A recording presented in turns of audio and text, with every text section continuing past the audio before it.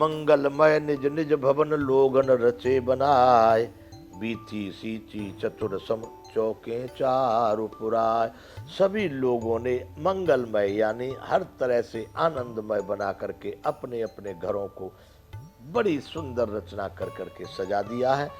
बीती यानी गलियां, सींची चतुरसम जो है, चतुरसम सींचा मतलब चारों दिशाओं से सभी द्वारों पर सभी प्रकार से उन्होंने गलियों को सींचा है। और चौके चारु पुराए, हर एक प्रत्येक घर के सामने उन्होंने अनेक प्रकार के चौक, चंदन केसर कस्तूरी और कपूर से बने हुए एक सुगंधित द्रव्य को चतुरसम कहते हैं। चंदन केसर कस्तूरी और कपूर से कोई एक द्रव्य बनाया जाता है, उसको कहते हैं चतुरसम। विशेष प्रकार की सुगंधी उसमें से सदैव आती है। चंदन भी सुगंधी वाला, केसर सुगंधी वाला, कस्तूरी सुगंधी वाला, कपूर सुगंधी वाला, तो कैसा लगता है वो चतुरसम। चौके बीती सींची चतुरसम, चौके चार पुराए, अनेक प्रकार के चौक बना बना करके गलियों को चतुरसम से सींचा गया है। बंधुओं, जहाँ तहाँ जूथ जूथ मिले भामिने, सजनब सप्त सकल दुत दामिने। बिजली जैसी कांति वाली चंद्रमुखी, हरनी के बच्चे से नेत्रों वाली और अपने सुंदर रूप से कामदेव को, स्त्री रति को भी अभिमान को छुड़ाने वाली, कैसी? जाता है जूत जूत मिल भामिने, सज नव सप्त सकल दुति दामिने। विदुबदनी मृग सावक लोचन, निज स्वरूप रतिमान विमोचन। विदुबदनी चंद्रमा के मुख जैसी, मृग सावक लोचन मृग के छोटे बच्चे की जैसी आंखों वाली, अपने स्वरूप से कामदेव की पत्नी रति के भी मान को हरने वाली इतनी सुंदर सुंदर युवतियां वहां पर झुंड के झुंड मिल करके, सजिन नव सप्त सकल दुत दामिन। दुत दामिन यानी बिजली जो आकाश में चमकती है उसकी भी कांति को फीकी कर देने वाली इतनी प्रतापी, इतनी सुंदर स्त्रियां वहां से मिलकर के झुंड बना करके गावहि मंगल मंजुल बानी, सुन कल रब कल कंठ लजानी। कलकंठ कहते हैं कोयल को। इस तरह से वो मंगल गीत गा रही है, मृदु भाषा में गा रही है, जिसके सुंदर सुर को सुनकर कोयल भी लजा जाती है। इतना सुंदर उनका, युवतियों का जो मंगल गीत गा रही है, उनके इतने सुंदर स्वर है, ध्वनि। भूप भवन किम जाय बखाना, विश्व विमोहन रचो बिताना। राजा दशरथ के जो राजमहल था, वर्णन कैसे किया जा सकता है उसका बंधुओं, जहां विश्व को विमोहित करने वाला मंडप बनाया गया है। इतना सुंदर वो मंडप बनाया गया है कि जिसको विश्व में कोई भी व्यक्ति देख ले, अर्थात विश्व विमोहन मतलब कोई भी व्यक्ति विश्व का देखेगा वही उसको देख करके मोहित हो जाएगा। ऐसा सुंदर मंडप वहां अयोध्या में बनाया गया है। मंगल द्रव्य मनोहर नाना, राजत बाजत विपुल निशाना। अनेकों प्रकार के मनोहर मांगलिक पदार्थ शोभित हो रहे और बहुत से नगाड़े बज रहे हैं। वहां पर अनेक प्रकार के मंगल द्रव्य से शोभित है। जहां देखो उधर में अनेक प्रकार की शोभाएं हैं और जिधर देख रहे उधर ही नगाड़े बज रहे हैं, उधर में बाजे बज रहे हैं। कतौ बिरदि बंदी उच्च रही, कतौ वेद धुनि भूसुर करही। कहीं कहीं पर भाट अपनी वृद्धावली कुल की कीर्ति, महाराज दशरथ, उनके पिताजी अजी हुए, उनके पिताजी रघु हुए, उनके अरे इतने इतने प्रतापी राजा हुए, पृथु हुए, मानदाता, उनकी कीर्ति का, कुल का वर्णन करने वाले भाट लोग अपने ढंग से अनेकों प्रकार से मनोहर और उनकी कुल की कीर्ति का वृद्धावली सुना रहे हैं। और कहीं ब्राह्मण वेद ध्वनि करके वेद मंत्रों से देवताओं को प्रसन्न कर रहे हैं। अयोध्या में उस समय पर इस तरह की व्यवस्था है। गावे सुंदर मंगल गीता, ले ले नाम राम और सीता।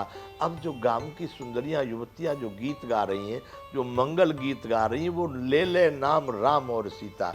अभी भी बंधुओं यूपी बिहार में आप उधर जाएंगे देखेंगे, मैं बिहार को देखता हूँ, वहाँ अगर आप चलेंगे जहाँ पर राम जी का, जहाँ पर ससुराल सीतामढ़ी बोलते हैं, जनकपुर से लेकर के मिथिला का जो क्षेत्र है, वहां के लोग अगर अयोध्यावासी इधर के चाहे तो उनके साथ में वही जीजा साले या फूफा फूफी वाला व्यवहार करते। बोलो अभी भी वो मानते नहीं है, चाहे साधु ही क्यों न हो, तो अभी वो वही वैसी बातें करने लगते हैं। वहां की स्त्रियों की भाषा आप सुने, इतने प्रेम में जो कह रहे हैं ना, इसमें मंगल द्रव्य में ये गावह सुंदर मंगल गीता, ले ले नाम राम और सीता, वो उसी तरह से आज भी यहाँ के लोगों के नाम ले लेकर के वहां की भाषा बोलते गाली देती है। अरे बहुत उचाहु भवन अति थोरा, मानव उमग चला चहु ओरा। राजा का भवन छोटा पड़ गया, उत्साह बहुत बड़ा हो गया। बहुत उत्साह बहुत बड़ा, भवन अति थोरा, मानव उमग चला चहु ओरा।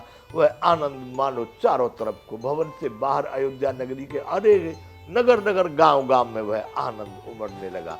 जहां देखो सीता राम के विवाह की चर्चा होने लगी।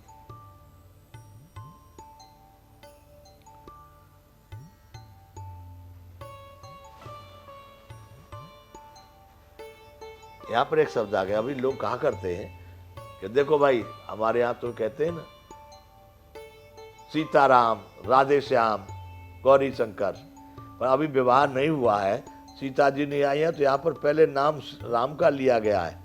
गावह सुंदर मंगल गीता, ले ले नाम राम और सीता। राम का नाम लेकर के सीता का नाम लेके गा रहे हैं, राम और सीता।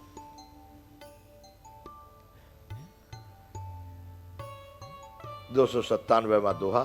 शोभा दशरथ भवन कई को, कवि बरने पार, जहां सकल सुर शीस मन राम लीन अवतार। बंधुओं, उस समय पर दशरथ जी के भवन की शोभा को कौन सा कवि ऐसा है जो वर्णन कर सकता है। अरे जहां पर सभी देवताओं के शीश मणि, सुर शीश मणि, सब देवताओं के सिर पर प्रभु श्री राम ने अवतार लिया हो, उस भवन का, उस नगर की शोभा का वर्णन किसकी सामर्थ्य है जो उसका वर्णन कर सके। भूप भरत पुन लिए बुलाई। अब भरत जी युवराज हैं इस समय पर, राम लक्ष्मण तो विश्वामित्र जी के साथ में। है गए चंदन साज हो जाई। राजा ने भरत को बुलाया और कहा, जाओ बेटा अपने काम में लग जाओ, घोड़े, हाथी, रथ सब तैयार करवाओ। किस लिए कि चलहु बेगे रघुवीर बराता। अभी बेटा सबको चलना है, कहा राम जी की बारात में। चलहु बेगी रघुवीर बराता, सुनत पुलक पूरे दो भ्राता। भरत शत्रुघ्न बड़े आनंदित हो गए, भाई बारात की तैयारी। हमको भी जब कभी गांव में देखते थे, हम तो वैसे 1 ही 2 बारात की अपने जीवन में, परंतु जब बारात का नाम आता तो बड़ा आनंद होता था। कहाँ जा रहे हैं? बारात में जा रहे हैं, बारात का कुछ काम। ये जो अभी जो नवयुग आ गया है ना, ये जो अभी जो चल रहा है, इनमें वो आनंद, वो प्रेम, वो मस्ती वो नहीं है। ये नाच गाना एक दिखावे वाला रह गया, आंतरिक प्रेम वाला नहीं। इतने ही दिन में जब इतना परिवर्तन हो गया, तो हजारों वर्षों में तो कितना परिवर्तन हुआ होगा। ठीक है, मनुष्य मनुष्य थे, तब भी मनुष्य थे, आज भी मनुष्य हैं, क्रियाकलाप बदले, फिर पहुंचेंगे वहीं पर। तो बंधुओं, राम जी की बारात में चलना, ऐसा सुन करके लक्ष्मण, भरत और शत्रुघ्न दोनों भाई बड़े पुलकित हुए। भरत सकल साहनी बुलाए। भरत जी ने तत्काल देर नहीं लगाई।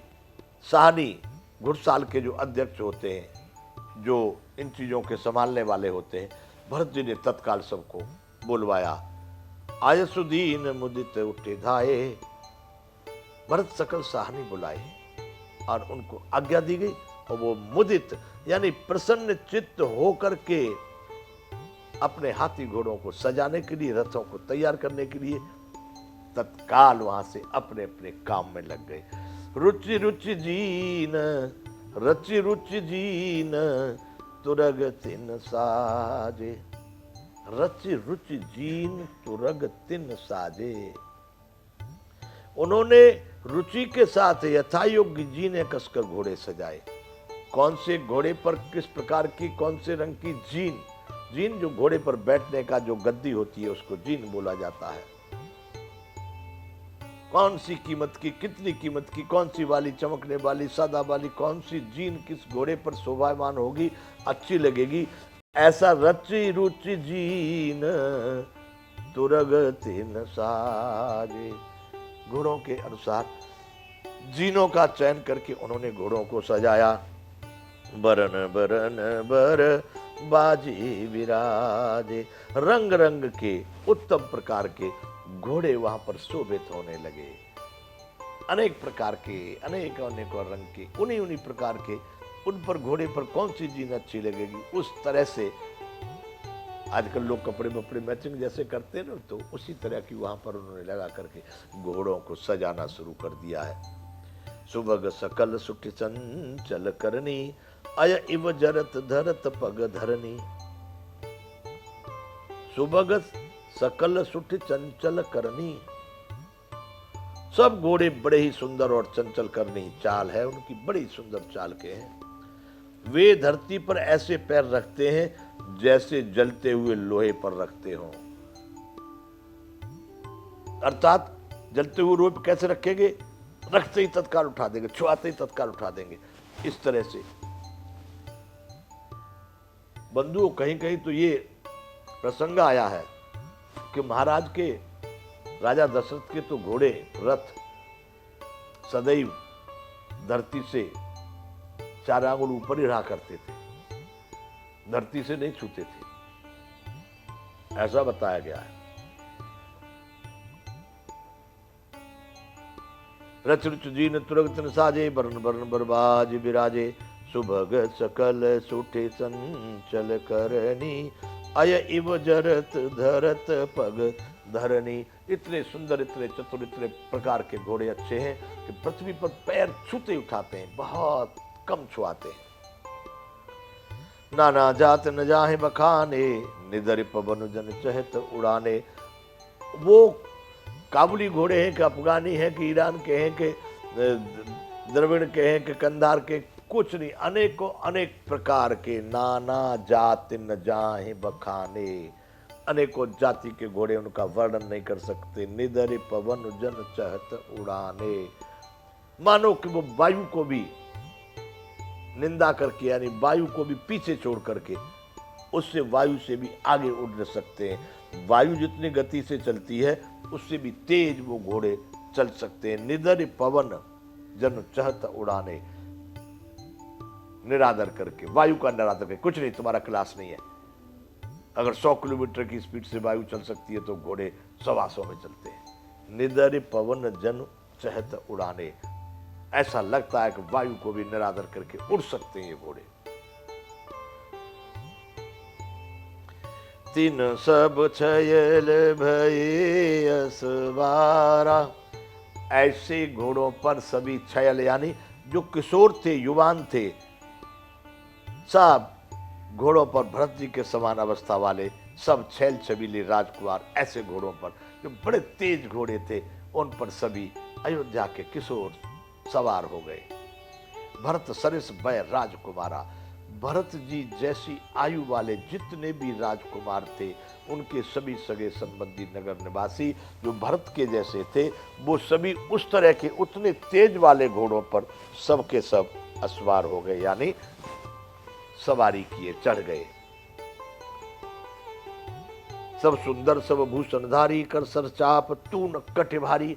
इतने सुंदर वो राजकुमारों की जोड़ियां दिखाई दे रही हैं, सभी सुंदर हैं अयोध्या के, सब भूषणधारी, सब पर उसी प्रकार के आभूषणों से सजे हुए हैं। कर सर चाप तून कट भारी, बड़े बड़े भारी तरकस उनकी कमर में बंधे हुए हैं और हाथों में सबके धनुष बाण है।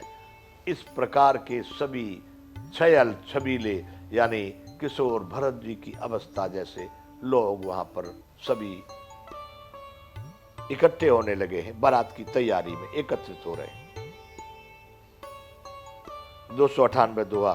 छरे छबीले छैल सब सूर सुजान नवीन, जुग पद चर असबार प्रति जे अस कला प्रवीण। बंधुओं, छरे छबीले चयल सब सूर सुजान नवीन, सभी चुने हुए, छरे माने चुने हुए, छबीले छैल मतलब जो छवि वाले बड़े सुंदर हैं, सूरवीर, चतुर, सुजान का मतलब चतुर, और नवीन यानी नवयुवक। इस प्रकार के जो लोग थे चुने हुए, उनमें से चयन किया गया कौन कौन उच्च कोटि के जो छबीले सूरवीर है, चतुर है और नवयुवक हैं, ऐसे लोगों को चुना गया, ऐसे किशोरों को चुना गया उस बारात में जाने के लिए, उन घोड़ों पर सवार होने के लिए। जुगपद चर असवार प्रति, प्रत्येक सवार के साथ 2 पैदल सिपाही है, जो अस कला प्रवीण, जो सदैव तलवार चला, असी कहते हैं तलवार को, तलवारबाजी में, तलवार की कला में जो बहुत योग्य हैं, ऐसे प्रत्येक घोड़े के साथ 2-2 पैदल सवार भी हैं उन घुड़सवारों के साथ में।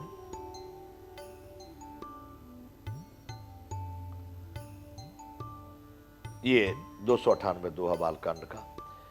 बांधे बिरद बीर रन गाड़े, निकस भये पुर बाहर ठाड़े। पहले गांवों में बारात चलती थी, एक जगह गांव का स्थान होता था, सब लोग आ करके बारात पहले वहां पर इकट्ठी होती थी। तो सब इस तरह से बांधे बिरद बीर रन गाड़े, सूरता का बाना धारण किए हुए रणधीर वीर सब निकल करके नगर के बाहर जाकर के खड़े होने लगे, अपने अपने घरों से इतने सुंदर आभूषणों से सजे हुए घोड़ों के साथ में, अस्त्र शस्त्र सुसज्जित। कितनी सुंदर वो बारात लग रही होगी। एक आध घोड़ा नहीं था बंधु, हो कितने घोड़े थे, कैसा था, अभी इसमें वर्णन आएगा। अब भाई गलटप होगा कि सही होगा ये मैं नहीं कहता हूं, लेकिन कैसा वर्णन है इसमें आप सुनिएगा। आगे इसमें आ रहा है कि बांधे बिरद बीर रन गाड़े, निकस भये पुर बाहर ठाड़े। नगर के बाहर जाकर के सब एकत्रित होने लगे। फिर है चतुर तुरग गति नाना, हर्षय सुन सुन पनब निशाना। वो अपने अपने घोड़ों को घुमा रहे हैं, नचा रहे हैं, वो इधर से इधर, इधर से इधर ऐसे नाच रहे हैं, घोड़ों को तरह तरह की चाल फेर रहे हैं और बेरी तथा नगाड़े की आवाज सुन सुनकर प्रसन्न हो रहे हैं। भेरी बज रही है, रण बेरी बज रही है, नगाड़ों की आवाजें बज रही हैं, उन पर घोड़ों की ताल नचा रहे हैं। आगे ये तो घोड़ों का वर्णन हो गया। अब रथ सारथिन विचित्र बनाए, ध्वज पताक मन भूषण लाए। अब सारथी लोगों ने अपने अपने रथ तैयार किए, जिन पर ध्वज पताका आभूषण और किस किस प्रकार के सुंदर प्रकार से उनको सजाया गया। चबर चारु किंकिन धुनि करही, भानु जान शोभा अपहरही। उनमें सुंदर चंवर लगे हैं और घंटियां सुंदर शब्द कर रही हैं। वे रथ इतने सुंदर हैं मानो सूर्य के रथ की शोभा को छीने। इतने सुंदर रथ में छोटे छोटे घुंघरू घंटियां चारों तरफ बंधी हुई रथ चल रहे, कितनी सुंदर आवाज उसकी आ रही है। ऐसे ऐसे सारथी लोगों ने गजब से बहुत सुंदर प्रकार के रथ सजाए हैं।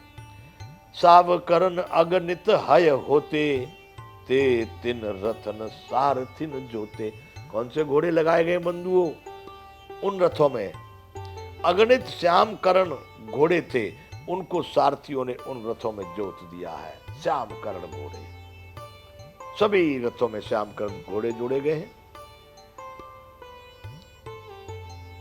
सभी को देखने में सुंदर सकल अलंकृत मोहे, सबके सब सुंदर गहनों से सजाए हुए सुशोभित हैं।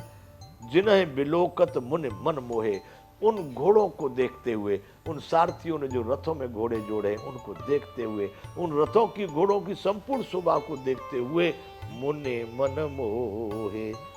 जिन्हें बिलोकत मुनि मन मोहे, जिनको देखते ही मुनियों का भी मन मोहित हो जाता है। कैसे थे वो घोड़े रथों में जो जोते गए हैं कि जे जल चल थलई की नाई, टापन बूढ़ बेग अधिकाई। वो घोड़े इस प्रकार के थे बंधुओं कि जो जल पर भी धरती की तरह से चलते थे। जैसे धरती पर घोड़े भागते हैं, वो पानी में, समुद्र में और नदी में भी उसी स्पीड से, उसी तरह से भाग सकते थे। इसमें लिखा रामायण में, जे जल चलहि थलई की नाई, टापन बूढ़ बेग अधिकाई। उनकी टाप बूढ़ नहीं पाती, क्योंकि इतनी तेज गति से चलते, छूते ही तो उठा लेते हैं, वो डूबेगी कहां से। टापन बूढ़ बेग अधिकाई, अस्त्र शस्त्र सब साज बनाई, रथी सारथिन लिए बुलाई। सारे के सारे साज सरंजाम सजा करके, अस्त्र शस्त्र और सब साज सजा करके सारथियों ने रथियों को बुला लिया। सारथी कहते हैं हाँकने वाला, चलाने वाला, और रथी कहते हैं उसमें बैठने वाला। जैसे अर्जुन थे रथी और कृष्ण थे सारथी, यानी जो चालक होता है, ड्राइवर कहते हैं आज की भाषा में, क्या कहते हैं, ड्राइवर, वो सारथी, और उसमें बैठने वाला जो होता है मालिक कहते हैं जिसको, वो रथी। तो अस्त्र शस्त्र सब साजु बनाई, रथी सारथी ने लिए बुलाई। सारथी लोगों ने सबने रथों को पूरा तैयार करके अपने अपने स्वामियों को, रथियों को बुला लिया। अब तैयारी हो गई। बंधुओं,